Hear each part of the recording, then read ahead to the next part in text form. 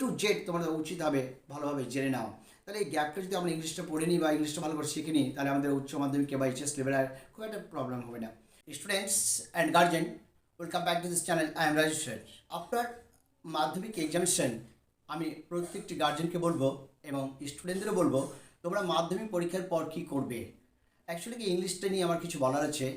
সবার একটা আইডিয়া যে যখনই আমার মাধ্যমিক পরীক্ষা দেওয়া হলো, এবার আমরা সিদ্ধান্ত নেব আর্টস পড়বো না কমার্স পড়বো না সায়েন্স নেব। তবে সবচেয়ে বড় ব্যাপার, একটু ইংলিশ নিয়ে কিছু বলার আছে। অনেকে মাধ্যমিকে বেশ একটা ভালো নাম্বার পেয়ে গেল। ভালো নাম্বার পেয়ে যাওয়ার পর ও নিজেকে ভাবলো যে আমি তো ইংলিশে ভালোই নাম্বার পেয়েছি, এবার কিছু একটা ইংলিশ নিয়ে ভাববো। কিন্তু আমি ছোট্ট একটা কথা বলি গার্জেনদের, যে মাধ্যমিকের যে সিলেবাসটা রয়েছে, সিলেবাসটা কিন্তু এমন কিছু না, ঠিকঠাক মেরে কিন্তু ভালো নাম্বার পাওয়া যায়।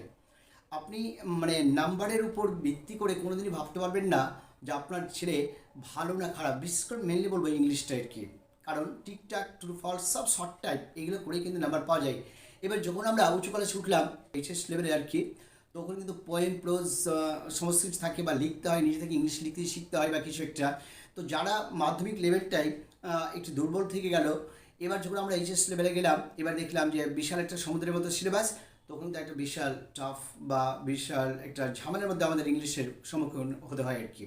তো আমি বিশেষ করে বলবো, স্পেশাল করে স্টুডেন্টদের বলবেন, গার্জেনদের বলবো, আপনারা একটুখানি ছেলেদের প্রতি লক্ষ্য করুন বা কিছু একটা, যে যখন মানে মাধ্যমিক পরীক্ষাটা কমপ্লিট হলো, কিছু চিন্তা ভাবনা না করে আপনারা একটু দেখুন কোন জায়গাতে ভালো ইংলিশ শিক্ষার ব্যাপারটা আছে, সেই জাতীয় বাচ্চাকে অ্যাডমিশন করানোর চেষ্টা করুন। যে 3 মাস যে ছুটিটা, এই ছুটিটা অবশ্যই মানে যেন অবশ্যই ঘুরে না কাটিয়ে যেন ইংলিশটা একটু ভালো করে শিখে নেয়। 3 মাস যদি অ্যাকচুয়ালি ইংলিশটা ভালো করে শিখে নেয়, তাহলে ওদের মোটামুটি একটা বেশ একটা ভালো বেস তৈরি হয়ে যাবে।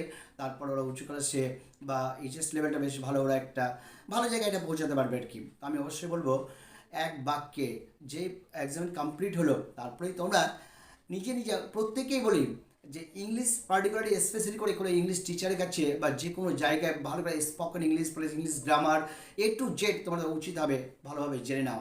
তাহলে এই গ্যাপটা যদি আমরা ইংলিশটা পড়ে নিই বা ইংলিশটা ভালো করে শিখে নিই, তাহলে আমাদের উচ্চ মাধ্যমিকে বা এইচএস লেভেলের খুব একটা প্রবলেম হবে না। তারপর আমি বিশেষ করে আরও একটা বলবো, যে এটা বলি অনেকে, যেমন একটা কম্পিউটার নিয়ে একটু চিন্তাধারা করবে, কিছু কম্পিউটার শেখাটা জরুরি দরকার আছে, সাথে সাথে হয়তো ইংলিশ ব্যাপারটা হলো বা কম্পিউটার শিখে নিল। মানে আমি বলতে এই টাইমটা নষ্ট না করে, ঘুরে না কাটিয়ে বা এই করে তোমরা লেখাপড়ার সঙ্গে টাচে থাকো, তাহলে একটা সুবিধা হবে, যে এই শেষে তোমাদের সুবিধা হবে। অবশ্যই আমি একটু আইডিয়া দিলাম, এবার দেখো তোমরা কী করবে খুব ভেবে চিনতে। কারণ সাধারণত ইংলিশ মাধ্যমিক সিলেবাসটা বা মাধ্যমিক ডিগ্রিটা সাধারণত জীবনের প্রথম একটি স্টেজ, বাকিগুলো তো পড়েই আছে আর কি। তো আমি এতটুকু বলবো, তোমরা অবশ্যই খুব চিন্তা ভাবনা করে এগিয়ে যাও আর কি।